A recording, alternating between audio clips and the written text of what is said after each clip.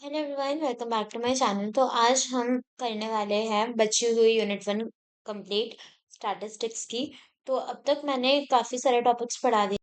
एक बार मैं दिखा देती हूँ क्या क्या टॉपिक्स हो चुके हैं हमारे।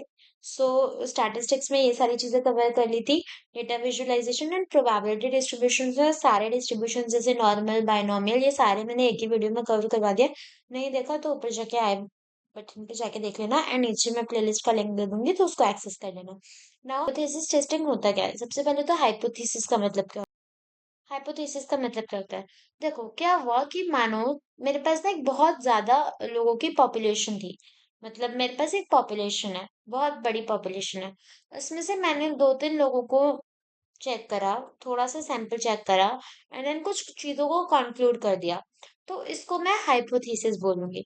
फॉर एग्जांपल, एक पूरा स्कूल है एंड स्कूल में इतनी सारी क्लासेस है ना।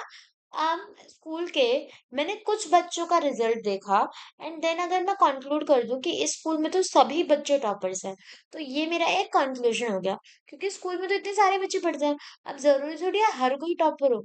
ठीक है, हर किसी के अच्छे नंबर आए, बट मोस्टली लोगों के आ रहे हैं। फिर जो मैंने सैंपल उठाया, जैसे हर क्लास में से मैं गई और मैंने आगे के 10 रोल नंबर्स को उठाया और उन सबका रिजल्ट देख रही हूँ और मेरे को सबका अच्छा रिजल्ट मिल रहा है। ठीक है, तो ये तो मेरा उठाया हुआ सैंपल था। ये पूरी पॉपुलेशन तो थी नहीं।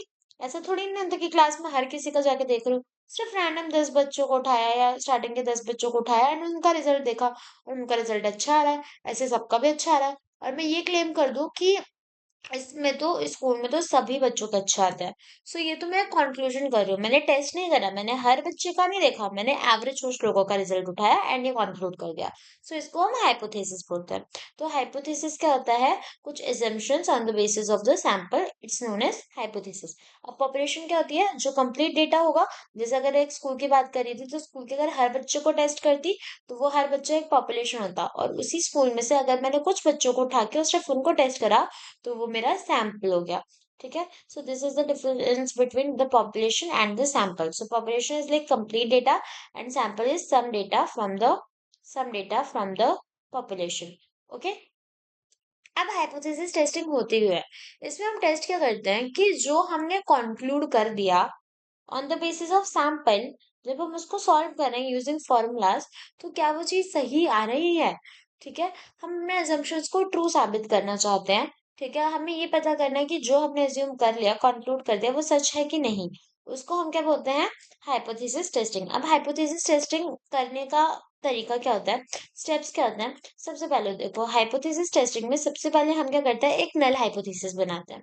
ठीक है, सबसे पहला स्टेप होता है अपना नल हाइपोथेसिस डिक्लेयर करेंगे कौन सा है, एंड एक होता है हमारा अल्टरनेटिव हाइपोथेसिस। नल हाइपोथेसिस क्या होगा? जो मुझे मुझे स्टेटमेंट में बोला होगा कि हमें ये चीज चेक करनी है, ये कंक्लूजन चेक करना है, उसको मैं सिंपली अपना नल हाइपोथेसिस बना लेती हूँ। ठीक है, एंड इसको एच नोट नॉट से रिप्रेजेंट करते हैं और फिर म्यू से भी, like u as a sign से भी रिप्रेजेंट करते हैं। और अल्टरनेटिव हाइपोथेसिस क्या होती है? जहाँ पर मैं अपना अजम्पशन जो मैंने अज्यूम करा था उसको फॉल्स अज्यूम कर लूंगी। मतलब जो मैंने अजम्पशन करा था मैं उसको अज्यूम करूंगी फॉल्स है। सपोज जैसे एक क्लास में मेरे को ऐसे कुछ कंक्लूजन दे दिया कि एक क्लास में इतने बच्चे इस दिन आए थे, इतने बच्चे इस दिन आए थे, इतने बच्चे इस दिन आए थे, ये एक स्टेटमेंट है दी। मैं यहाँ पर कंक्लूड कर दिया कि क्लास में 30 बच्चे हैं, 30 स्टूडेंट्स है, ऐसा कुछ मानो, ऐसा कुछ मैंने कंक्लूजन दे दिया। अब क्या हो रहा है? इसका अगर मैं नल हाइपोथेसिस करूंगी तो नल हाइपोथेसिस में जो मेरी कंक्लूजन मुझे दी, कि कंक्लूजन इन्होंने कुछ रिजल्ट्स को देख के कंक्लूड कर दिया क्लास में 30 बच्चे हैं, तो यहाँ पर मेरी जो नल हाइपोथेसिस है वो यही हो जाएगी कि मेरा यू है या फिर जो नंबर ऑफ स्टूडेंट्स है वो 30 है। ऐसा जो भी कंक्लूजन दिया उसको ट्रू मान लेंगे। उसके बाद अगर मैं अल्टरनेटिव हाइपोथेसिस की बात करूं, तो अल्टरनेटिव हाइपोथेसिस में जो भी हमारा एच नॉट स्टेटमेंट होता है उसका उल्टा होता है। तो जैसे एच नॉट में अगर मुझे दिया कि म्यू मेरा 30 है, तो अल्टरनेटिव हाइपोथेसिस में मैं बोलूंगी कि जो म्यू है वो मेरा 30 नहीं है। फिर हम दोनों स्टेटमेंट को कंपेयर करते हैं और दोनों दोनों में से जो ठीक हो गई उससे हमें पता चल जाएगा हमारा कौन सा वाला कंक्लूजन ठीक है। तो इन दो को हम आपस में वो करेंगे। कैसे करेंगे अभी देखेंगे कि किससे कंपेयर करना है, क्या कंपेयर करना है, एंड देन पता लगाएंगे कौन सा स्टेटमेंट ठीक है। ओके, एंड ध्यान रखना, null hypothesis and alternative hypothesis हमेशा अपोजिट होता है। अगर नल हाइपोथेसिस में जो हमने कंक्लूड करा वो ट्रू ट्रू है, तो अल्टरनेटिव हाइपोथेसिस में जो हमने कंक्लूड करा वो फॉल्स होगा। इतना क्लियर हुआ? उसके बाद यहाँ पर देखो कुछ आते हैं type 1 error and type 2 error. पूछ लिया जाता है कि टाइप 1 एरर क्या है, टाइप 2 एरर क्या है। तो देखो, अगर जो मेरा नल हाइपोथेसिस है वो मेरा एक्चुअल में सही है, लेकिन जब मैं क्या कर रही थी, मैंने टेस्ट वगैरह करा एंड अगर मैं उसको एक्सेप्ट कर लेती हूँ कि हाँ, मतलब ये हो गया टेस्ट करने के बाद, ठीक है। स्टार्टिंग में मेरा जो हाइपोथेसिस था, जो मैंने अज्यूम करा था, वो मेरा ट्रू है, और यहाँ पे मैं उसको एक्सेप्ट भी कर लेती हूँ, मतलब मैं सही चीज करी तो कोई एरर नहीं आएगा। अब मानो एज नॉट मेरा ट्रू था, यानी नल हाइपोथेसिस मेरी ट्रू थी, लेकिन मैं उसको रिजेक्ट कर देती हूँ। टेस्ट करने के बाद रिजेक्ट कर देती हूँ कि ये जो स्टेटमेंट थी, ये जो हाइपोथेसिस थी, ये गलत है। तो ये मेरा हो जाएगा टाइप 1 एरर, यानी कि ये एरर आ गया, सही चीज को मैंने गलत बता दिया, ठीक है। नल हाइपोथेसिस को मैंने गलत बता दिया।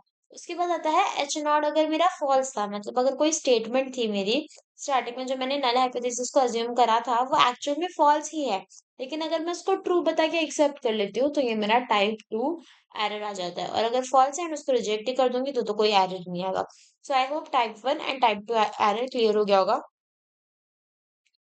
उसके बाद देखो, नल हाइपोथेसिस निकालने के लिए मैं तुम्हें स्टेप्स बता रही हूँ, तुम्हें यही करना है। सबसे पहले हम अपना एक एच नॉट बनाएंगे, देन अपना एच ए बनाएंगे। उसके बाद होता है लेवल ऑफ सिग्निफिकेंस, एंड ये बहुत इंपॉर्टेंट है, क्योंकि हमारी नल हाइपोथेसिस एक्सेप्ट होगी या रिजेक्ट होगी, ये इसी पर डिपेंड करता है। तो लेवल ऑफ सिग्निफिकेंस को हम अल्फा से रिप्रेजेंट करते हैं, ठीक है। एंड अल्फा की वैल्यू क्वेश्चन में दी होती है, दिया हुआ क्वेश्चन में कि इतनी लेवल ऑफ सिग्निफिकेंस है, अगर तुम्हें यहाँ पर टेस्टिंग्स करनी है तो like clearly it will be mention. और नहीं दिया होता तो हम उसको 0.05% एज्यूम करते हैं। क्वेश्चन में ज्यादातर चांसेस है कि तुम्हें 0.05% या फिर 0.01% इन्हीं दोनों में से कोई एक अल्फा दिया जाता है मोस्ट प्रोबेबली। तो अगर क्वेश्चन में तुम्हें कभी कभार इनकी वैल्यूज ना दी हो, कौन सी वैल्यूज तुम्हें पता चलेगा अभी जब क्वेश्चन करेंगे, बट अगर ना दी हो तो इट इज इम्पोर्टेंट कि तुम एटलीस्ट इन दो के तो याद ही कर लो, क्योंकि आई गेस तुम्हारा भी कभी कभार ऐसा भी हो जाता है सैम्पल पेपर्स वगैरह में कि वैल्यूज नहीं दी जाती है, एंड बच्चे को पूरा क्वेश्चन आता है बट वैल्यूज याद नहीं होती, तो वो करके नहीं आ पाता, ठीक है। ये वाली चीज अब इतना समझ आ गया। अभी मैंने तुम्हें क्या बोला कि जब हमें हाइपोथेसिस टेस्ट करनी है, टेस्ट करना है कोई कंक्लूजन सही है या गलत है, सबसे पहले हम दो चीजें निकालते हैं। क्या? एक तो नल हाइपोथेसिस, एक अल्टरनेटिव हाइपोथेसिस। नल हाइपोथेसिस में अपने कंक्लूजन को सही मानता है, अल्टरनेटिव हाइपोथेसिस में अपने कंक्लूजन को गलत मानता है, ठीक है। अब इतना ही है। फिर जो भी हमें क्वेश्चन में लेवल ऑफ सिग्निफिकेंस दी होगी, हम उसको क्या करेंगे, उसको लिख लेंगे। अब देखो क्या होता है, लेवल ऑफ सिग्निफिकेंस से क्या होता है, मानो मेरे को लेवल ऑफ सिग्निफिकेंस 0.05 दिया, ठीक है। अब मैंने बोला है कि मेरी जो लेवल ऑफ सिग्निफिकेंस है वो +0.05 है। तो आई गेस प्लस से ना, अच्छा ये ग्राफ मैंने अभी तुम्हें समझाया नहीं है तो तुम कंफ्यूज हो सकते हो, तो ये मैं अभी नहीं समझा रही, ये मैं नीचे समझाऊंगी तुम्हें, ठीक है। आंसर देखते हैं। आंसर नहीं, सॉरी, अगले पेज पे चलते हैं। अब है हमारा, देखो इतना समझ आ गया। उसके बाद ना बहुत एक इम्पॉर्टेंट चीज है, one tailed and two tailed test. यही ग्राफ मैं अभी बना रही थी, ठीक है। तो यहाँ पर क्या होता है, देखो जैसे मैंने लेवल ऑफ सिग्निफिकेंस दे दी 0.05%, ठीक है।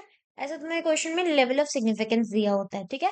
अब तुम टेबल पे जाओगे, तुम देखोगे कि वन टेल टेस्ट है या टू टेल टेस्ट है, और ये one tail test, two tail test, ये मैं तुम्हें बाद में समझाऊंगी। और फिर टेबल में उसके कुछ स्पेसिफिक वैल्यू दी होगी, ठीक है। तुम डिग्री ऑफ फ्रीडम निकालोगे और देन उसकी कुछ स्पेसिफिक वैल्यू दी होगी। जैसे मानो मेरी वैल्यू आई 4.15। मैं तुम्हें पूरा बिना न्यूमेरिकल से करके समझाऊंगी, अभी थ्योरी है तो तुम्हें समझ नहीं आ रही होगी इतनी अच्छे से, जब क्वेश्चन देखते हैं तो ज्यादा समझ आता है। तो यहाँ पर है 4.15, मानो ऐसा मेरा कुछ निकल के आया 4.15।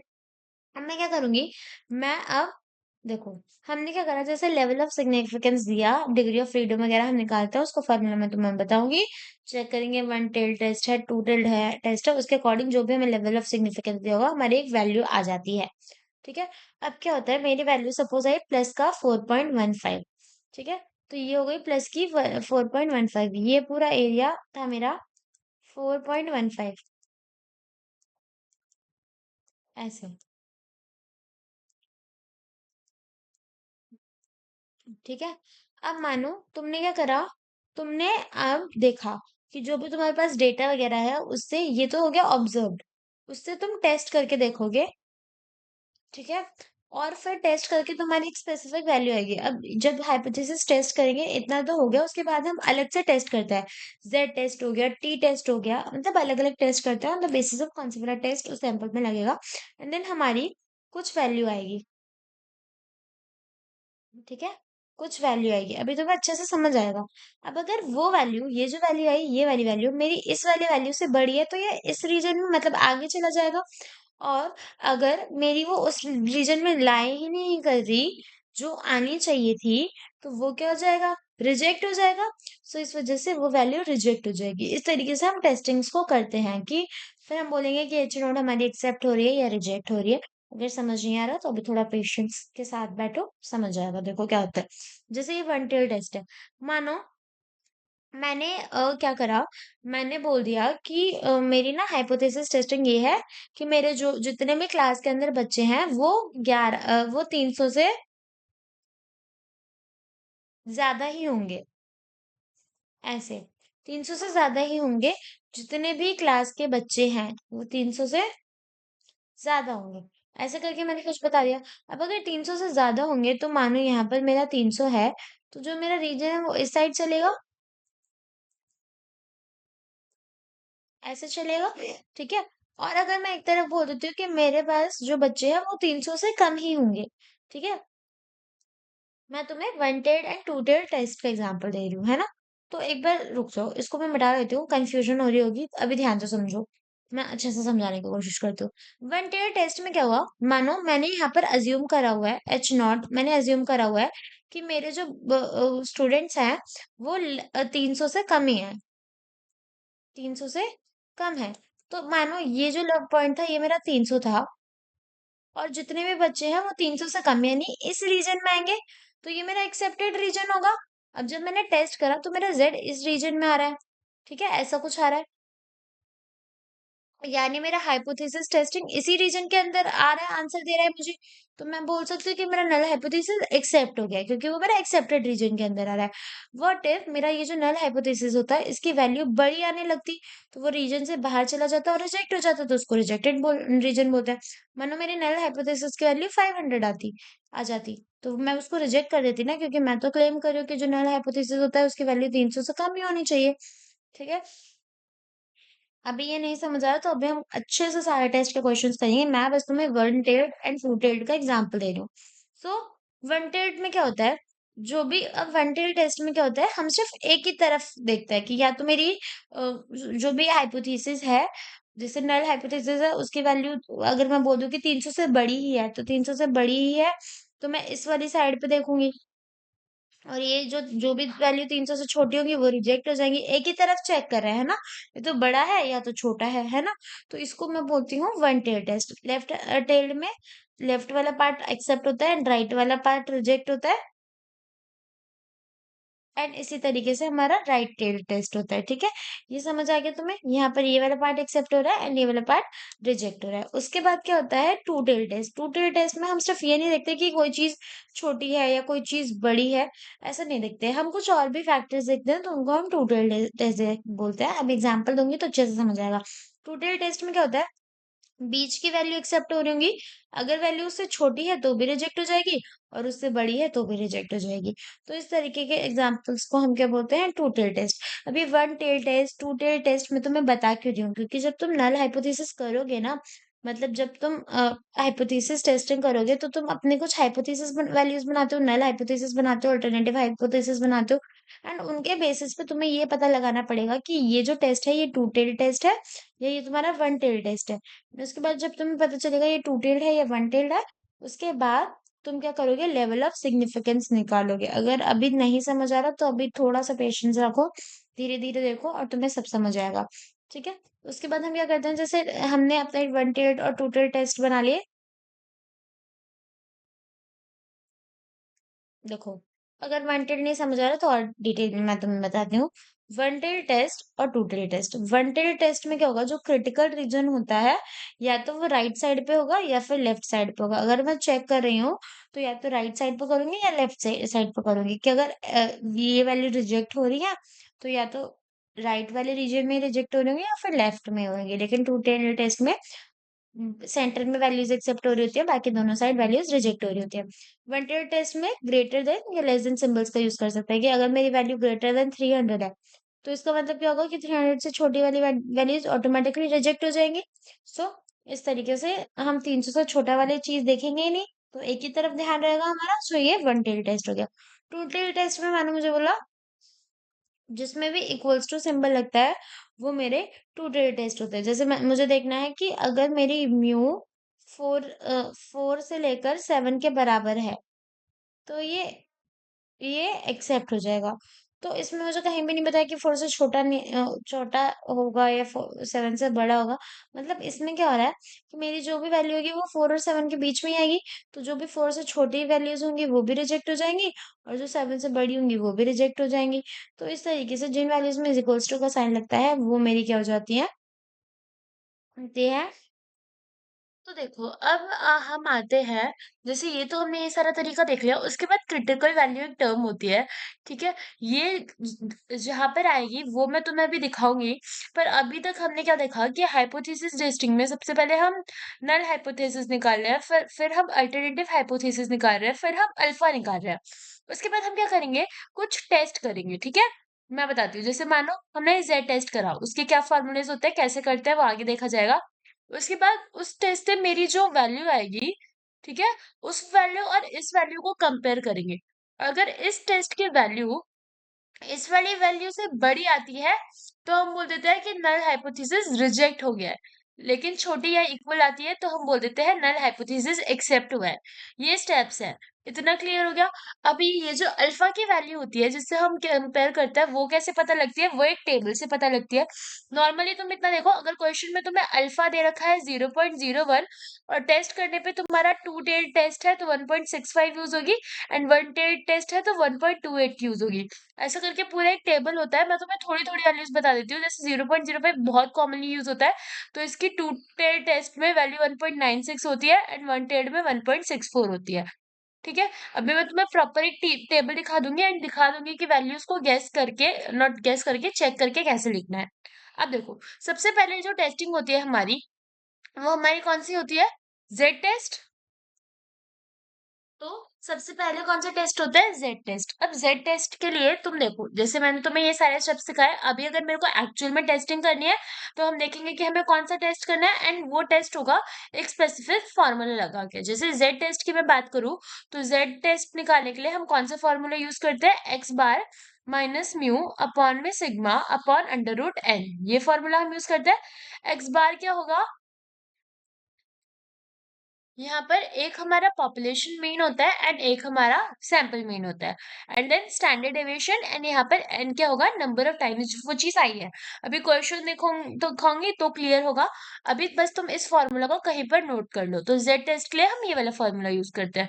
ठीक है, अभी मैं तुम्हें डायरेक्ट क्वेश्चन ही दिखा देती हूँ, तो उसमें जब फॉर्मूलाज लगेंगे एंड तुम्हें एक एक करके क्लियरली समझ आ जाएगा कि किस तरीके से हम टेस्टिंग्स को यूज करते हैं।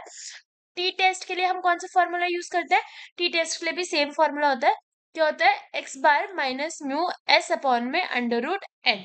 ठीक है, और टी टेस्ट में हम डेटा सेट्स को कंपेयर करने के लिए यूज करते हैं। तो टी टेस्ट एक्चुअल में कैसा होता है वो भी तुम्हें दिखेगा। अभी तुम बोल रहे हो फॉर्मूला ऑलमोस्ट सेम है। यहाँ पर जो स्टैंडर्ड डेविएशन होता है ये किसका होता है, सैंपल का होता है। यह डिफरेंस होता है। और यहाँ पर अगर मैं तुम्हें जेड टेस्ट की बात करूं, तो जेड टेस्ट में स्टैंडर्ड डेविएशन इधर देखो, ये स्टैंडर्ड डेविएशन पॉपुलेशन का था। बस इतना सा फर्क होता है किसमें, Z test and T test में। बाकी फॉर्मूला बहुत सिमिलर ही होता है। अब देखो, जेड टेस्ट और टी टेस्ट समझ आ गया। उसके बाद आता है chai square, sorry chi square test, not chai square test, chi square test. So chi square test में हम हमें फ्रीक्वेंसीज दी होती है, और यहाँ पर हमारी एक एक्सपेक्टेड फ्रीक्वेंसी होती है ना, एक ऑब्जर्व फ्रीक्वेंसी होती है, एंड हम दोनों को कंपेयर करते हैं। जो जो वैल्यू आती है उसको एक्चुअल वैल्यू से टेस्ट करके बताते हैं कि हाइपोथेसिस टेस्टिंग रिजेक्ट हुआ या एक्सेप्ट हुआ। तो ये फॉर्मूलेज होते हैं। जेड टेस्ट का मैंने दिखा दिया था। टी टेस्ट हम कब यूज करते हैं, जब हमारा सैंपल 30 से छोटा होता है, तो कौन सा टेस्ट यूज करते हैं, टी टेस्ट यूज करते हैं। उसमें भी पॉपुलेशन वगैरह दिया होता है। फॉर्मूला होता है x bar minus mu S upon में अंडर रूट एन। और फिर काय स्क्वायर टेस्ट किस लिए यूज होता है, जब हमें फ्रीक्वेंसीज के टर्म्स में दिया होता है, हमें फ्रीक्वेंसीज को कंपेयर करना होता है। काय टेस्ट के लिए क्या फॉर्मूला होता है, सिग्मा, ये summation of O I J minus E I J का whole square. O I J क्या है? Observe frequency, and E I J is our expected frequency. ठीक है, इसका होल स्क्वायर अपॉन में नीचे एक्सपेक्टेड फ्रीक्वेंसी होता है। अब देखो मैं तुम्हें क्वेश्चन दिखाती हूँ कि किस तरीके से पता चलता है कि क्या करना है एंड कैसे करना है। अभी तुम सिंपल ये क्वेश्चन पढ़ो, क्या है? ओके, क्वेश्चन पढ़ो, क्या है? A telecom service claims that individual customer पे एन एवरेज ऑफ 400 रुपीज। मतलब एक टेलीकॉम सर्विस क्या बोल रही है कि हर कस्टमर को एवरेज 400 रुपीज पर मंथ पे करना पड़ेगा। तो यहाँ पर ये क्या हुआ, ये मेरा पॉपुलेशन के बारे में बताया, तो ये मेरा पॉपुलेशन मीन हुआ। ठीक है, उसके बाद यहाँ पर इन्होंने क्या दिया है कि and standard deviation of 25 rupees. तो तुम्हें स्टैंडर्ड डेविएशन दे दिया है कि 25 रुपीज, और ये भी स्टैंडर्ड डेविएशन किसका है? ये भी तुम्हारा पॉपुलेशन का ही है। मतलब 400 रुपए पॉपुलेशन एवरेज पे कर रही है, पॉपुलेशन पे कर रही है। ठीक है, और उसमें से स्टैंडर्ड डेविएशन पॉपुलेशन कितना दे रही है? 25 रुपीज। उसके बाद स्टैंडर्ड डेविएशन कितना निकल रहा है? 25 रुपीज। अब बोला अ रैंडम सैंपल, तो अब जो भी डेटा आएगा वो सैंपल का होगा। ऑफ 50 कस्टमर्स, सैंपल में कितने लोग हैं? 50 कस्टमर्स है। Bill during a given month is taken with mean. तो अब जो सैंपल स्पेस है उसमें से अगर मैं सिर्फ सैंपल वाले लोगों की बात करूं तो वो कितना बिल पे कर रहे हैं? 250। और उनका स्टैंडर्ड डिविएशन कितना आ रहा है? 15। अब देखो क्या होता है, जब तुम टेस्टिंग करोगे ना तो तुम्हें दोनों तरीके के डेविएशंस दिए होते हैं, है ना? दोनों तरीके के स्टैंडर्ड डेविएशन होंगे, एक तो 25 रुपए हो गया, एक 15 हो गया। अब वहां पर जेड टेस्ट कहाँ पे लगाना है, टी टेस्ट कहाँ पे लगाना है, यानी कि तुम्हें स्टैंडर्ड डेविएशन किसका लेना है, पॉपुलेशन या मीन का, वो चीज डिपेंड होती है। बस इतना सा फर्क होता है जेड टेस्ट और टी टेस्ट में। ठीक है, और इन्होंने बोला 50 customers bill during a given month is taken with the mean 250 and standard deviation 15. What to say about the claim? देखो इन्होंने क्लेम क्या करा है, अ सर्विस क्लेम। सबसे पहले हाइपोथेसिस टेस्टिंग में चेक क्या करना है उनके क्लेम को, तो उन्होंने क्लेम क्या करा है, इंडिविजुअल कस्टमर पे करा है एवरेज ऑफ 400 रुपीज। तो मैं मान लेती हूँ कि मेरा कोई भी कस्टमर, अगर मैं नल हाइपोथेसिस निकालूं, ठीक है, एच नॉट निकालू, नल हाइपोथेसिस निकालू, तो मैं मानूंगी कि मेरा कस्टमर पे कर रहा है 400। यही लिखा है ना, ये तो नहीं लिखा 400 से कम है 400 से ज्यादा है। 400 पे कर रहा है, मैंने लिख दिया। ठीक है, अल्टरनेटिव हमेशा उल्टा होता है। तो अल्टरनेटिव क्या होगा कि कस्टमर 400 पे नहीं करा। अब 400 पे नहीं करा तो या तो 400 से छोट कम पे करा या 400 से ज्यादा पे करा होगा। तो इसलिए टू टेल टेस्ट है, क्योंकि इसमें कम एंड ज्यादा दोनों साइंस यूज हो रहे हैं, है ना? ये समझ आ गया, टू टेल्ड और वन टेल्ड। देखो क्या होगा कि अगर म्यू 400 है, मानो ये है मेरी 400 वैल्यू, इसमें बोला म्यू 400 है, तो सिर्फ एक ही तरफ की वैल्यू मेरी एक्सेप्ट हो जाएगी।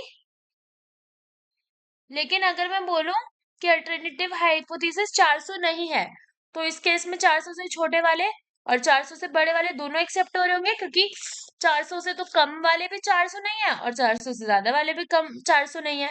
ये समझ आया? तो इसलिए इसको हमने टू टेल्ड बोला। अब ये टू टेल्ड की जरूरत कहाँ पर पड़ेगी, ये ध्यान से देखना। अब मुझे ये बताओ कि क्या क्वेश्चन में लेवल ऑफ सिग्निफिकेंस गिवन है? कहीं पर लेवल ऑफ सिग्निफिकेंस क्वेश्चन में कहीं पर भी नहीं गिवन।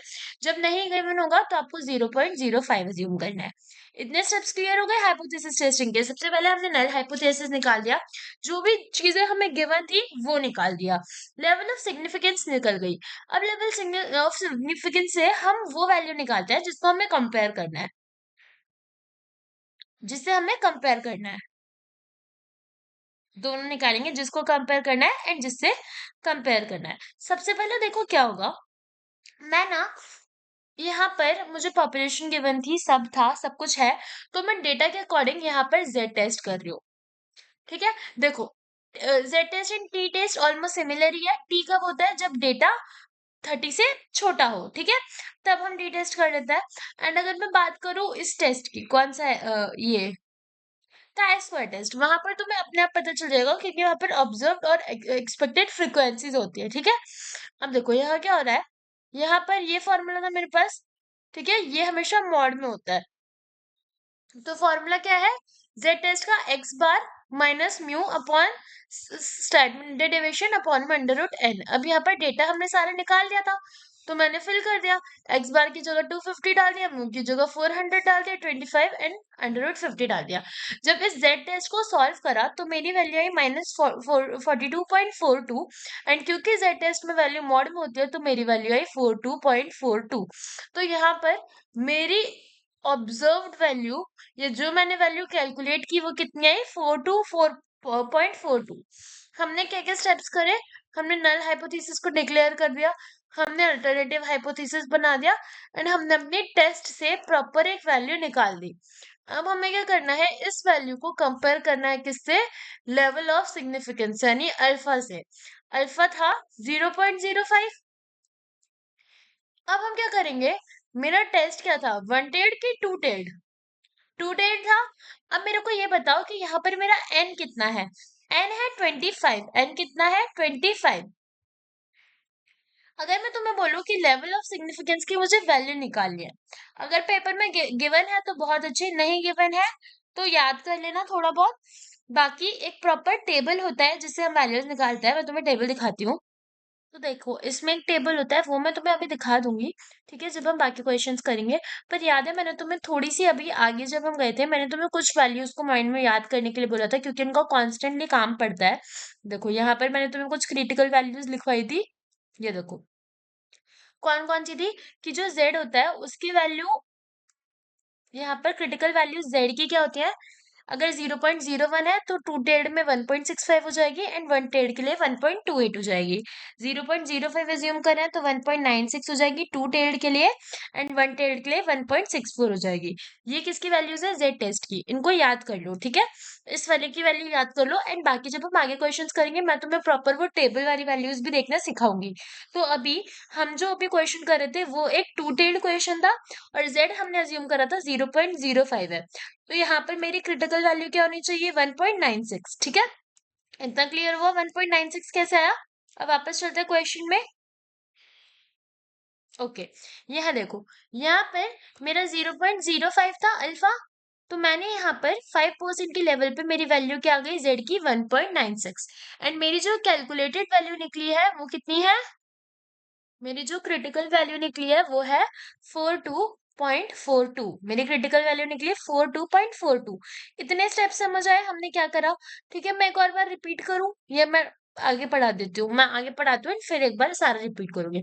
तो यहाँ पर क्या हुआ, z मेरा 42.42 आ रहा है और मेरी अल्फा की वैल्यू है वो है 1.96, ठीक है। अल्फा, अब हम क्या करते हैं, अल्फा की वैल्यूज को z की वैल्यू से कंपेयर करते हैं। अब क्या हुआ, ये अगर मेरा z छोटा या बराबर हो मेरी अल्फा की वैल्यू से, ठीक है, मेरा जो z वैल्यू आया वो छोटा या बराबर हो अगर मेरी अल्फा की वैल्यू से, तो हम बोलते हैं कि नल हाइपोथेसिस एक्सेप्ट हो रही है।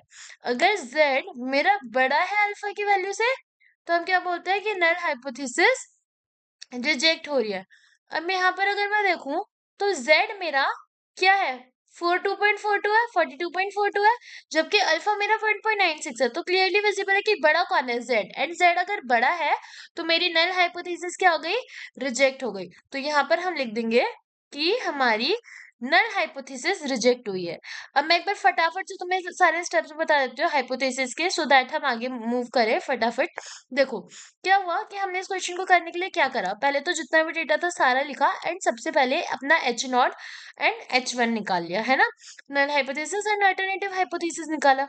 उसके बाद क्वेश्चन में हमें लेवल ऑफ सिग्निफिकेंस गिवन नहीं था, गिवन होता तो उसके अकॉर्डिंग हम टेबल देख के करते, हमें गिवन नहीं था, ठीक है, तो हमने खुद से ज्यूम करा 0.05 है, अगर गिवन होता है तो वही वैल्यू लेते हैं। अब पूरे डेटा और सैंपल्स को देख के हमने यहाँ पर जेड टेस्ट परफॉर्म करा। जेड टेस्ट की वैल्यू क्या आई, X bar minus mu upon में standard deviation upon under root 9। सारी वैल्यूज को निकाला, हमारे पास ये आया 42.42। अब हम निकालेंगे level of significance. Level of significance और टू टेल टेस्ट था, तो टू टेल्ड के लिए अल्फा की वैल्यू हमारी 1.96 होती है। दोनों को कंपेयर करा, जेड हमारा बड़ा था एंड अगर z बड़ा होता है तो नल हाइपोथेसिस क्या हो जाती है, रिजेक्ट हो जाती है, ठीक है, ऐसे थे। अब आगे, अब आगे आगे देखते हैं। ये देखो यहाँ पर अगर तुम्हें समझ नहीं आया कि बड़ा है तो क्यों रिजेक्ट हुआ, यहाँ देखो तुम्हारा ये जो अल्फा था ये 1.96 था, तो इसका कुछ इस तरीके से ग्राफ बनेगा 1.96 से -1.96। तो यहाँ पर जो भी एक्सेप्टेड रीजन होगा ये इसी के बीच में आना चाहिए, ठीक है। लेकिन तुम्हारा इससे बाहर आ रहा था, इसलिए मतलब हमारा जो वैल्यू थी 2.42 वो 1.96 से बाहर आ रही थी, एंड बाहर आएगी तो ये रिजेक्टेड रीजन हो जाएगा। एंड अगर -1.96 से भी छोटी होती ना तो भी वो रिजेक्टेड हो जाता, क्योंकि ये एक टू टेल टेस्ट था। इतना समझ आ गया, मतलब जो भी हमें वैल्यू दी, जैसे अल्फा 1.96 दिया है तो हम -1.96 से लेकर 1.96 के बीच का जितना भी अगर वैल्यू आ रही है वो एक्सेप्टेड है, और अगर उससे बड़ी है तो रिजेक्टेड है। ये चीज थी, और 2.42 यहाँ लाया कर रहा था इसलिए वो रिजेक्ट हो गया, ठीक है। तो नल हाइपोथेसिस हो गई रिजेक्ट। उसके बाद आते हैं आगे, ये था जेड टेस्ट। अब बढ़ते हैं टी टेस्ट में। टी टेस्ट में अगर हमें अलग अलग ग्रुप्स दिए हैं तो उसके लिए हम ये वाला फॉर्मूला यूज करते हैं, ठीक है।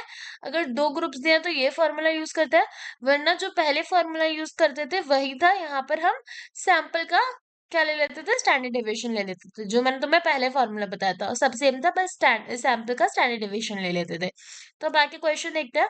अब यहाँ पे देखो क्या है, a random sample of 27 observation from a large population has mean of 22 and standard deviation of 4.8। एक सैंपल है, यहाँ पर तुम्हें डायरेक्ट सैंपल दिया है, वहां पर तुम्हें पॉपुलेशन भी दी जाती है, तो इससे भी पता चलता है।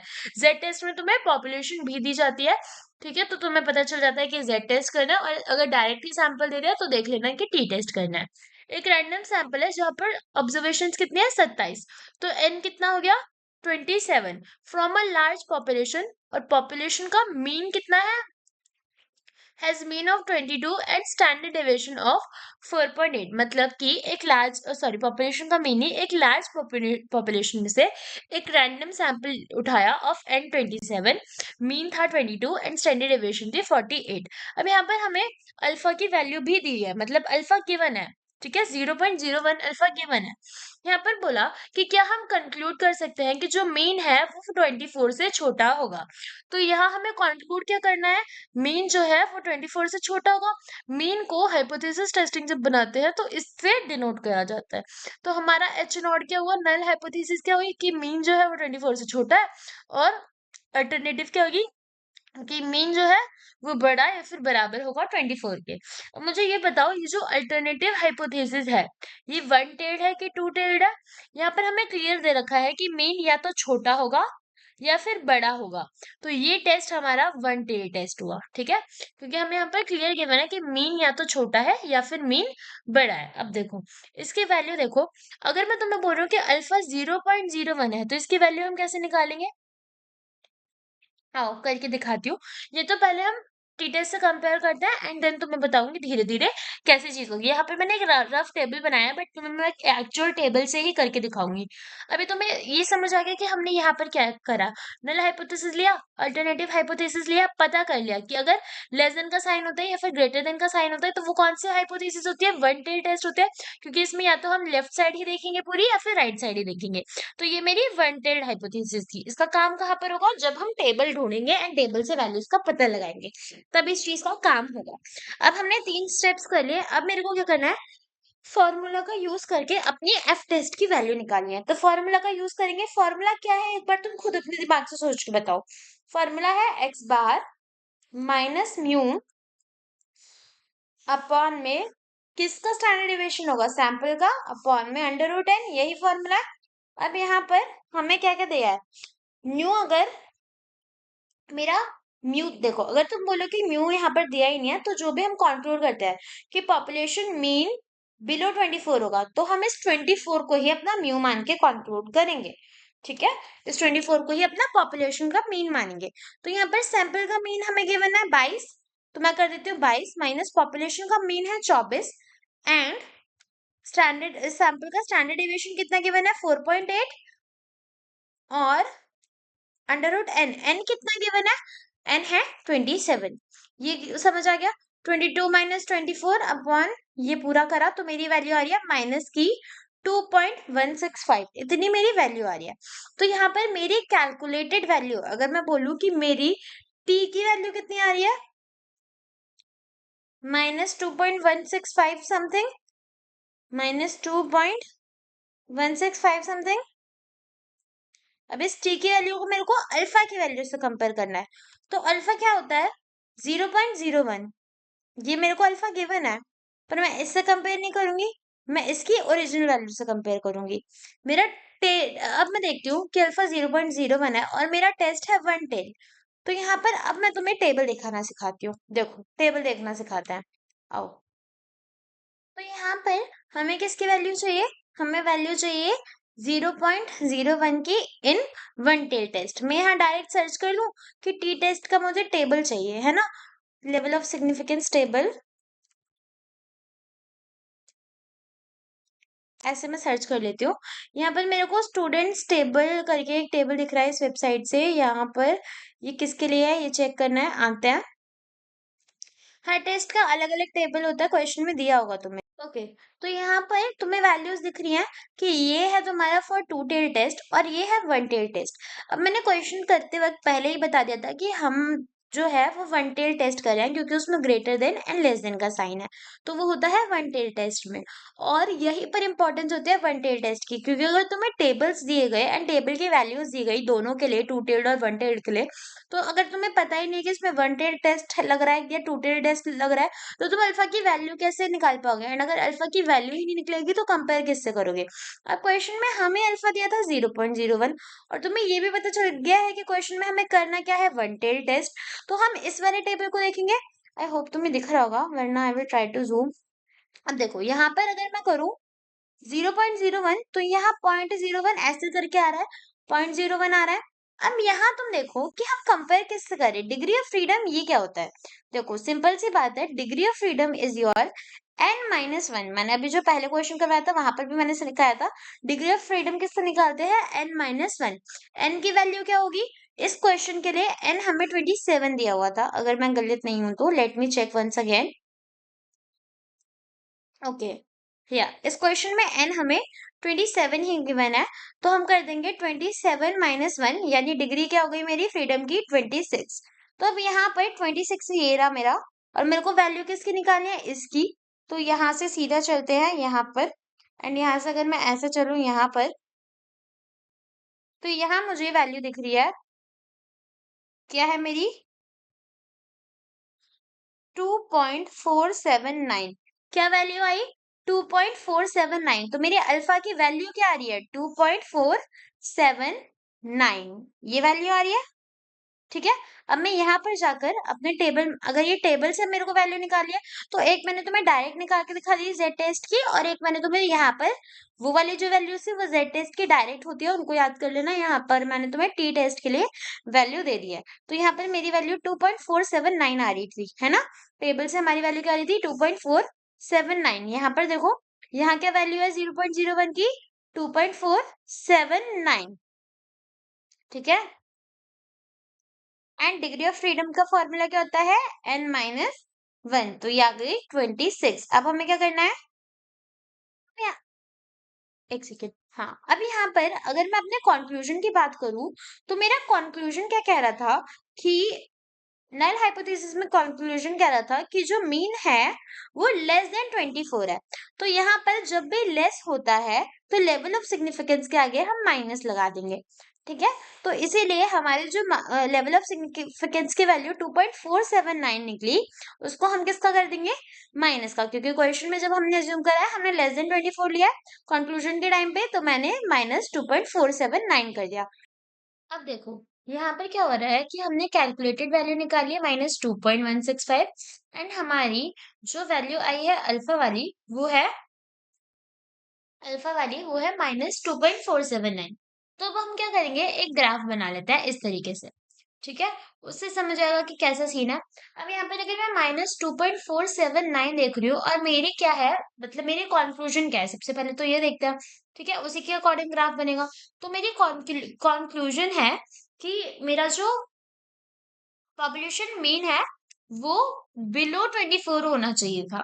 ठीक है, मेरा जो पॉपुलेशन मीन था वो बिलो 24 होना चाहिए था। अगर मैं इस तरीके से बनाऊं, यहाँ पर मेरा आएगा -2.165।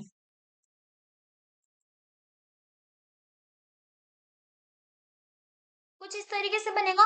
अब अगर मैंने तुम्हें जो स्टार्टिंग में ग्राफ्स बताए थे, मैंने बोला था कि जो वन टेल्ड ग्राफ होते हैं उनमें इधर जब हम इस तरीके से बनाते हैं तो ये वाला रीजन मेरा रिजेक्टेड होता है और ये वाला रीजन मेरा एक्सेप्टेड होता है। तो अगर इस वाले का मेरी जो कैलकुलेटेड वैल्यू आई थी, ठीक है, सॉरी यहाँ पर -2.479 होगा, यहाँ पर इरेजर, ओके, यहाँ पर -2.479 होगा क्योंकि यहाँ पर हम अपने अल्फा की वैल्यू लिखेंगे। तो मेरा अल्फा निकला था -2.479। अब देखो, -2.479 से जो वैल्यूज इस तरफ आएंगी वो सारी रिजेक्टेड होंगी एंड जो वैल्यूज इस तरफ आएंगी वो सारी एक्सेप्टेड होंगी। मैं ए लिख देती हूँ, है ना। इसी तरीके से मैंने तुम्हें वन टेल्ड ग्राफ बनाना सिखाया था। अब देखो, मेरा क्या है, मेरी जो वैल्यू आई थी कैलकुलेशन से वो आई थी -2.165। अब मुझे तुम खुद बताओ 2.165 क्या होगा, किस साइड आएगा, -2.165 इस साइड कहीं पर आएगा, ठीक है। 2.165 माइनस का इस तरफ कहीं पर आएगा नंबर लाइन पर। तो अगर मैं देखूं तो ये मेरा किस रीजन में आ रहा है, -2.479 से अगर बड़ी वैल्यूज मतलब इस तरफ जाते हम नंबर लाइन पर तो मेरी वैल्यूज रिजेक्ट होती, राइट। लेकिन यहाँ पर ये मेरा इस साइड आ रहा है और ये होता है मेरा एक्सेप्टेड रीजन, ठीक है। देखो मैं तुम्हें यहाँ पर दिखा देती हूँ, जो मैंने ग्राफ पहले बनवाया था, कभी तुम भूल गए हो। जी हाँ, देखो, ओके, ये देखो ऐसे होता है। यहाँ पर मेरा -2.4 वाली वैल्यू थी, तो इससे इधर वाली जितनी भी वैल्यूज होंगी वो रिजेक्टेड होंगी। इस साइड क्यों बनाया, क्योंकि ये माइनस है ना। अगर पॉजिटिव होता तो इस साइड बनता। तो इससे इस तरफ वाली जितनी भी वैल्यूज थी वो रिजेक्टेड थी। मेरी वैल्यू 2.16 आ रही है इसके अंदर, -2.16 इसके अंदर आ रही है, तो इसलिए मेरी -2.16 एक्सेप्ट हो गई। सो जो वैल्यूज मेरी एक्सेप्टेड हो जाती है वो मेरी वैल्यू एक्सेप्ट हो गई। इसका मतलब क्या हुआ कि नल हाइपोथेसिस भी एक्सेप्ट हो चुका है, ठीक है। नल हाइपोथेसिस भी एक्सेप्टेड हो चुका है। बस इतनी सी चीज थी। तो यहाँ पर हम क्लेम क्या कर देंगे कि हम नल हाइपोथेसिस को फेल नहीं कर पाए और H1 को सपोर्ट नहीं कर पाए, तो हमने अपने नल हाइपोथेसिस को एक्सेप्ट कर लिया। इतना समझ आ गया, ओके। सो अब हम पढ़ेंगे काई स्क्वायर टेस्ट। तो देखो काई स्क्वायर टेस्ट क्या होता है। काई स्क्वायर टेस्ट सबसे पहले तो 3 टाइप का होता है एंड यहाँ पर हम फ्रिक्वेंसीज के ना को कंपेयर वगैरह करने के लिए ऑब्जर्व्ड वैल्यूज को और एक्सपेक्टेड वैल्यूज को निकालने के लिए यूज करा जाता है ये काई स्क्वायर टेस्ट। अब अगर मैं तुम्हें बोलूं तो काई स्क्वायर टेस्ट 3 तरीके का होता है, goodness of fit, independence of attributes and population variance. And यहाँ पर पॉपुलेशन वेरिएंस हमारे सिलेबस में नहीं होता, ज्यादातर goodness of fit and independence of attribute आता है। तो अगर मैं गुडनेस ऑफ फिट टेस्ट की बात करूं तो यहाँ पर हमें एक एक्सपेक्टेड वैल्यू दी होती है एंड ऑब्जर्व वैल्यू दी होती है, और हमने जितनी भी एक्सपेक्टेड वैल्यूज है उनको जितनी भी ऑब्जर्व वैल्यूज है उनको एक्सपेक्टेड वैल्यूज से माइनस करना होता है। देन हम सबका स्क्वायर निकालते हैं एंड देन हम यहाँ पर एक्सपेक्टेड वैल्यू से डिवाइड कर देते हैं। इस तरीके से हम गुडनेस ऑफ फिट करते हैं। ये है क्या, सारे स्टेप सेम ही होते हैं। देखो हर टेस्ट को करने के सारे स्टेप सेम होंगे। पहले नल हाइपोथेसिस निकालोगे, देन अल्टरनेटिव हाइपोथेसिस निकालोगे, देन अल्फा निकालोगे, अल्फा की वैल्यूज निकालोगे फ्रॉम टेबल्स, और अगर तुम्हें याद है तो डायरेक्ट खुद से भी, वरना क्वेश्चन में गिवन भी होती है कभी कभार, ठीक है, वो निकालोगे। एंड देन उसके बाद देखना है कि कौन सा टेस्ट करना है। टेस्ट करने के बाद जो वैल्यूज आएगी उसको अल्फा से कंपेयर करोगे टेबल को बनाकर, टेबल को नहीं ग्राफ को बनाकर। इतना समझ आया। आओ अब एक क्वेश्चन देखते हैं। फॉर्मूलास आया, मैं अगर क्वेश्चन करूंगी तो तुम्हें उससे थोड़ा ज्यादा अच्छे से समझ आएगा। क्वेश्चन क्या है, a sample analysis of examination result of 500 students। तो स्टूडेंट्स कितने हैं, 500 स्टूडेंट्स है। It was found that 220 students had failed. क्या दिया है कि 220 फेल हो गए, 170 सिक्योर हो गए थर्ड क्लास में, 90 प्लेस हुए सेकंड क्लास में एंड 20 को फर्स्ट क्लास में एडमिशन मिला। एंड यहाँ पर तुम्हें एक इक्वेशन दे रखी है। अब यहाँ पर कंक्लूजन क्या है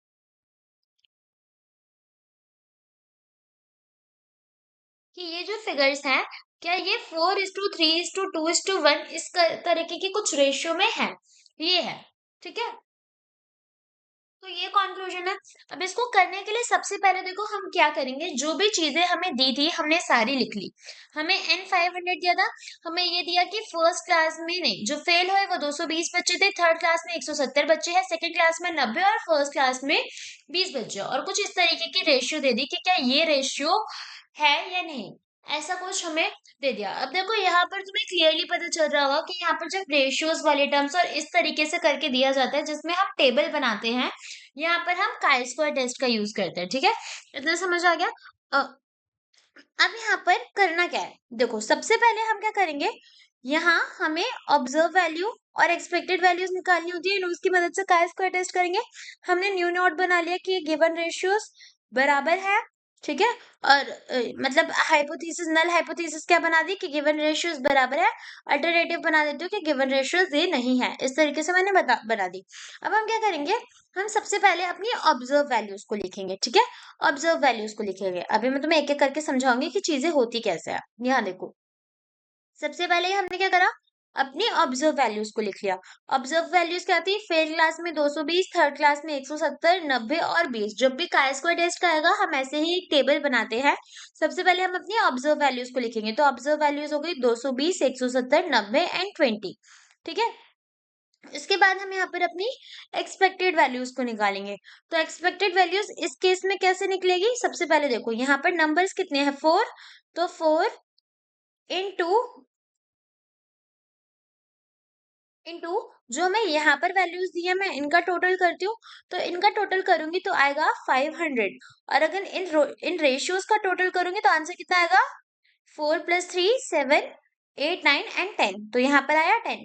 तो अगर मुझे एक्सपेक्टेड वैल्यूज निकालनी है और मुझे यहाँ पर ऑब्जर्व वैल्यूज गिवन है, तो मैं कैसे निकालूंगी, 4/10 इंटू यहाँ पर क्या हो जाएगा, ये देखो यहाँ 4 कैसे आया, ये 1 2 3 4 वाला 4 नहीं, यहाँ पर 4 आया, यहाँ से इसकी रेशियो 4 थी, तो 4 टोटल रेशियो थी 10 इंटू हमने क्या करा 500। ठीक है, अब यहाँ पर इसकी एक्सपेक्टेड वैल्यू कैसे निकालेंगे, 170। 170 यहाँ पर थर्ड क्लास था और यहाँ पर थर्ड क्लास की रेशियो हमें 3 दी थी, तो 3/10 इंटू 500 कर दिया। यहाँ पर सेकंड क्लास में 90 बच्चे और रेशियो 2 दी है, सो 2/10 इंटू 500 कर दिया, 1/10 इंटू 500 कर दिया। क्वेश्चन में हमें एक्सपेक्टेड वैल्यूज नहीं गिवन होती, हमें एक्सपेक्टेड वैल्यूज निकालनी पड़ती है। तो अगर इस तरीके का कोई क्वेश्चन है जहां पर तुम्हें रेशियोज में दिया हुआ है, तो सबसे पहले जैसे 220 है पहला और यहाँ पर 4 जो दिया था, देखिए ऑर्डर वाइज था, तो पहली जो रेशियो होगी वो फर्स्ट क्लास की होगी, दूसरी रेशियो थर्ड क्लास की होगी, फिर तीसरी रेशियो सेकंड क्लास की होगी, एंड इस तरीके से रेशियोज होती है। तो अगर मैं तुम्हें पूछूं कि सेकंड क्लास की रेशियो क्या है, तो होगी 2। ठीक है, अगर मैं तुम्हें सेकंड क्लास के लिए एक्सपेक्टेड वैल्यू निकालने को बोलूं तो क्या करोगे, सबसे पहले सेकंड क्लास की रेशियो देखोगे, 2 है, 2 इंटू क्या करेंगे, यहाँ पर जितनी भी वैल्यूज आई सबका total which is 500 and divided by सारी रेशियोज का टोटल कितना था, 10। तो अगर मैं तुम्हें बोलूँ कि सेकंड क्लास की रेशियो क्या होगी, 2/10 इंटू 500, और यहाँ पर भी हमने 2/10 इंटू 500 निकाल दी। Is this clear. अब ऑब्जर्व वैल्यूज हमने निकाली, एक्सपेक्टेड वैल्यू ये हम कर क्यों रहे हैं, काई स्क्वायर टेस्ट करने के लिए। ठीक है, ये हमारा कौन सा मेथड होता है, ये देखो ये हमारा कौन सा मेथड होता है, गुडनेस ऑफ फिट वाला। गुडनेस ऑफ फिट के लिए हम ये फॉर्मूला यूज करते हैं, observe value minus expected value का स्क्वायर अपॉन में एक्सपेक्टेड वैल्यू। ठीक है, अब यहाँ पर देखो क्या फॉर्मूला यूज करेंगे काई स्क्वायर टेस्ट के लिए, observe value minus expected value का होल स्क्वायर अपॉन में एक्सपेक्टेड वैल्यू। यहाँ पर मैंने observe value and expected value निकाली है। अब मुझे ऑब्जर्व वैल्यू को एक्सपेक्टेड वैल्यू से माइनस करना होगा, तो ऑब्जर्व माइनस एक्सपेक्टेड वैल्यूज कर दूंगी। यहाँ 220 है, यहाँ 200 है, माइनस करने पर 20 है, इस तरीके से मैंने वैल्यूज को निकाल लिया। अब टेबल में मुझे सबकी ऑब्जर्व माइनस एक्सपेक्टेड वैल्यूज का स्क्वायर चाहिए, तो यहाँ पर मेरे को ऑब्जर्व माइनस एक्सपेक्टेड वैल्यूज तो दी हुई है, मैंने सबका स्क्वायर कर लिया।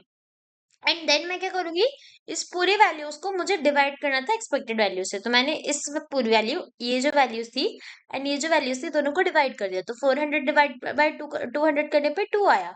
एंड यहाँ मुझे इनका समेशन करना है, तो ये जितनी भी वैल्यूज थी सबको ऐड करा एंड आंसर 23.67 आ गया। ठीक है, आंसर क्या आया, 23.67 किसका, काई स्क्वायर टेस्ट का। काई स्क्वायर टेस्ट करने पे आंसर 23.67 आ रहा है। अब यहाँ पर देखो क्या हुआ कि हमें यहाँ पर कहीं पर भी लेवल ऑफ सिग्निफिकेंस नहीं दिया था, तो हम एक्सपेक्ट कर लेंगे कि लेवल ऑफ सिग्निफिकेंस मेरा 0.05 है। क्या है? लेवल ऑफ सिग्निफिकेंस 0.05 है। तो अगर मैं टेबल के थ्रू देखूं, तो टेबल में इधर हमारा डिग्री ऑफ फ्रीडम होता है और इधर हमें लेवल ऑफ सिग्निफिकेंस की वैल्यूज दी होती है। इस क्वेश्चन में डिग्री ऑफ फ्रीडम कैसे निकलेगा? एन से। अब क्वेश्चन में तुम्हें कहीं पर भी एन तो क्लियरली गिवन नहीं है, बट तुम यहाँ देख सकते हो कि यहाँ पर ये कितनी ऑब्जर्व वैल्यूज 4 ही है, तो एन हो जाएगा 4। और डिग्री ऑफ फ्रीडम कितना होता है? क्या फॉर्मूला बताया था मैंने? 4 - 1, n - 1 होता है डिग्री ऑफ फ्रीडम का फॉर्मूला, तो 3 हो गया। तो अगर तुम टेबल देखोगे तो इधर तुम्हें 3 दिखेगा एंड इधर तुम्हें कुछ 0.05 दिखेगा। एंड यहाँ वन टेल टू टेल नहीं होता, काई स्क्वायर टेस्ट का अलग होता है टेबल। तो उसको जब करोगे तो तुम्हारी वैल्यू आएगी 7.815। ठीक है, काई स्क्वायर टेस्ट के अकॉर्डिंग वैल्यू आएगी 7.815। और तुम्हारी कैलकुलेटेड वैल्यू कितनी थी? 23.67। अब दोनों में से बड़ी वैल्यू कौन सी है? बड़ी 23.67 है। मैंने तुम्हें पहले ही क्या बताया था कि काय स्क्वायर, देखो जेड टेस्ट और काय स्क्वायर टेस्ट में क्या होता है कि अगर हमारी कैलकुलेटेड वैल्यू बड़ी आ जाती है अल्फा से, तो नल हाइपोथेसिस रिजेक्ट हो जाता है, वरना एक्सेप्ट हो जाता है। टी टेस्ट में तुम्हें पूरा वैसा करके देखना पड़ेगा। अब देखो, अगर मैं जेड टेस्ट की बात कर रही हूँ और काय टेस्ट की बात कर रही हूँ, तो काय टेस्ट में हमारी कैलकुलेटेड वैल्यू आ गई 23.67। ठीक है, जबकि हमारी अल्फा की वैल्यू कितनी आई है? 7.815। दोनों में से बड़ा कौन सा है? काय स्क्वायर बड़ा है या अल्फा बड़ा है? काय स्क्वायर बड़ा है।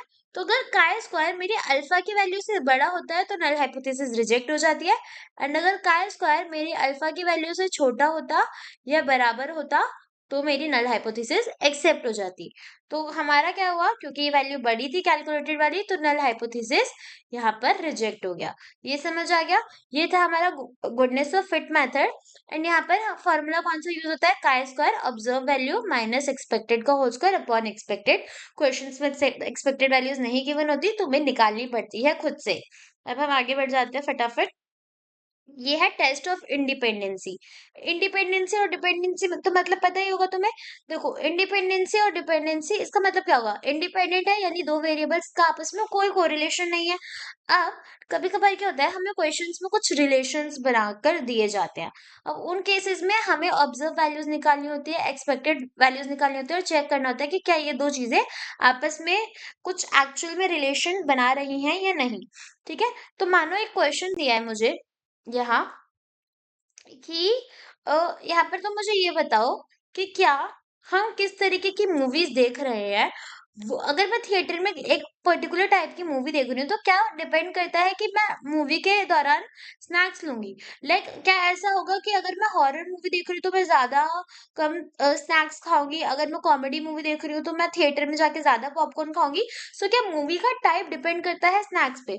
अगर इस तरीके के क्वेश्चंस आए जहां पर हमें डिपेंडेंसी निकालनी होती है वेरिएबल्स की, तो हम यूज करते हैं क्या?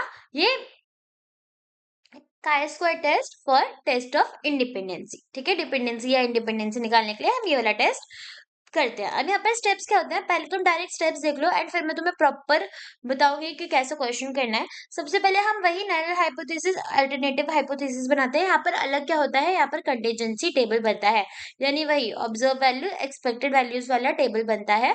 सबके एक्सपेक्टेड वैल्यूज निकालते हैं, डिग्री ऑफ फ्रीडम निकालते हैं, फॉर्मूला बताया n-1। फिर हम अपना काय स्क्वायर निकालते हैं, अल्फा की वैल्यूज के साथ कंपेयर करते हैं। ठीक है, स्टेप्स सभी में सेम होता है, तुम किसी भी तरीके का टेस्ट करो, बस डिफरेंस होता है तुम फॉर्मूला कौन सा यूज करो। ठीक है, अब ये क्वेश्चन था जहां पे हमें देखना था कि स्नैक्स जो है वो आपस में कितने डिपेंडेंट है, इंडिपेंडेंट है। तो सबसे पहले हम नल हाइपोथेसिस ले लेते हैं कि कोई भी रिलेशन नहीं है वेरिएबल्स के बीच में, यानी स्नैक्स हो गए, मूवीज हो गए, इनके बीच में कोई रिलेशन नहीं है। और अल्टरनेटिव हाइपोथेसिस ले लेते हैं कि रिलेशन है वेरिएबल्स के बीच में। ठीक है, इस तरीके से हमने कर दिया। अब मैं बनाऊंगी कंटिजेंसी टेबल। कंटिजेंसी टेबल कैसे बनता है? सबसे पहले तुमने जो भी डेटा दिया था, तुम्हें मूवीज दी थी, तुमने लिख लिया, तुम्हें स्नैक्स दिए थे, और यहाँ पर बोल दिया कि एक्शन मूवी में लोग स्नैक्स कितने खाते हैं और कितने लोग हैं जो स्नैक्स नहीं खाते। इस तरीके का तुम्हें जो भी बेसिक डेटा दिया था तुमने लिख लिया। अब तुम्हें सबका टोटल लिख देना है। अगर हम एक्सपेक्टेड वैल्यूज निकाल रहे हैं, तो जैसे टोटल हो गया 310, यहाँ 125, और इसका ग्रैंड टोटल इनका टोटल 310 है, इनका टोटल 290 है। 50 और 75 का टोटल क्या हो जाएगा? 125। 125 और 175 का टोटल क्या होगा? 300। इस तरीके से इस इनका टोटल और इनका टोटल हमारा ग्रैंड टोटल होता है, जो हमारा इक्वल होता है। तो ये हमने एक कंटिजेंसी टेबल बनाया। अब क्या यहाँ पर हमारी एक्सपेक्टेड वैल्यूज है? नहीं, एक्सपेक्टेड वैल्यूज नहीं है। एक्सपेक्टेड वैल्यूज क्वेश्चन में दी होती है क्या? नहीं। तो एक्सपेक्टेड वैल्यूज को निकालेंगे कैसे? देखते हैं कैसे निकालेंगे। ये देखो, अब हमारी जो एक्सपेक्टेड वैल्यूज है वो हमेशा हमारी ऑब्जर्व वैल्यूज से ही निकलती है। एक्सपेक्टेड वैल्यूज को निकालने का तुम्हारा तरीका होता है, जो तुम्हारा रो का टोटल है इंटू जो तुम्हारा कॉलम का टोटल है, उसको डिवाइड कर दो ग्रैंड टोटल से। ठीक है, समझ नहीं आया? अगर मैं बात करूँ 50 था मेरा, अगर एक्शन अगर मैं एक्शन मूवीज देख रही हूँ और स्नैक खा रही हूँ, उसकी ऑब्जर्व वैल्यू 50 थी।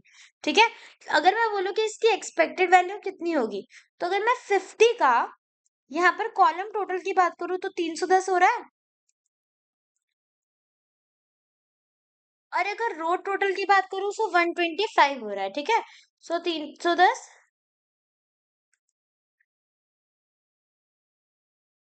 310 into 125 divided by grand total. Grand total कितना होगा? जो इसका और इसका दोनों का टोटल होगा, तो ग्रैंड टोटल 600 है। तो इस तरीके से हम हर किसी की एक्सपेक्टेड वैल्यूज निकालते हैं। अब मैं तुम्हें एक्सपेक्टेड वैल्यू का टेबल दिखाती हूँ कैसा होगा। यहाँ देखो, यहाँ पर हमें जो भी डेटा दिया था, मूवीज कैसी थी, स्नैक्स है, नो स्नैक्स है, रो है, ये सारी चीजें। अब देखो, अगर मैं बात करूँ, ये मेरी ऑब्जर्व वैल्यू थी 50। एक्सपेक्टेड क्या होगी? 310 into 125 divide by 600। No snacks में ऑब्जर्व वैल्यू थी 75। एक्सपेक्टेड कितनी होगी? 290 को 290 को 125 से मल्टीप्लाई करके डिवाइड किससे करेंगे? 600 से। आंसर 60 आएगा।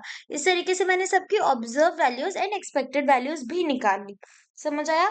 ये हम इंडिपेंडेंसी जब चेक करते हैं तो इस तरीके से इस फॉर्मूला का यूज करके सबकी observe values and expected values को निकाला जाता है। अगला स्टेप क्या था मेरा? ऑब्जर्व वैल्यूज एक्सपेक्टेड वैल्यूज निकाली।